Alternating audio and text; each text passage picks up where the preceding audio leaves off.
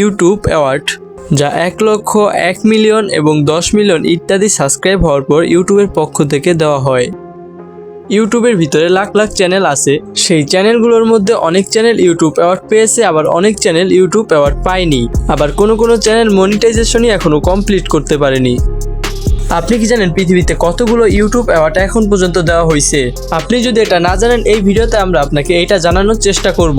চলুন আমরা ভিডিওটি শুরু করি। প্রথমে আমরা দেখব silver play button. Silver play button প্রত্যেকটা চ্যানেলে 1,00,000 সাবস্ক্রাইব হওয়ার পর ইউটিউব তাদেরকে পাঠায়। সিলভার প্লে বাটন মাত্র 3,00,000 চ্যানেল পেয়েছে। গোল্ডেন প্লে বাটন, যেটা 1 মিলিয়ন সাবস্ক্রাইব হওয়ার পর প্রত্যেকটা চ্যানেলে ইউটিউব দেয়। আমরা দেখব এই গোল্ডেন প্লে বাটন কতগুলো চ্যানেল পেয়েছে। গোল্ডেন প্লে বাটন মাত্র 29,000 চ্যানেল পেয়েছে, যেটা খুবই কম। এখন দেখব আমরা ডায়মন্ড প্লে বাটন। এই অ্যাওয়ার্ড ইউটিউব প্রত্যেকটা চ্যানেলে 10 মিলিয়ন সাবস্ক্রাইব হওয়ার পরেই দেয়।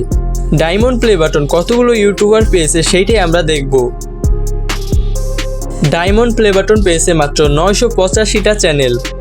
এখন যে অ্যাওয়ার্ডটা দেখব, এটা 50 মিলিয়ন সাবস্ক্রাইব হলে প্রত্যেকটা চ্যানেলকে ইউটিউব দেয়।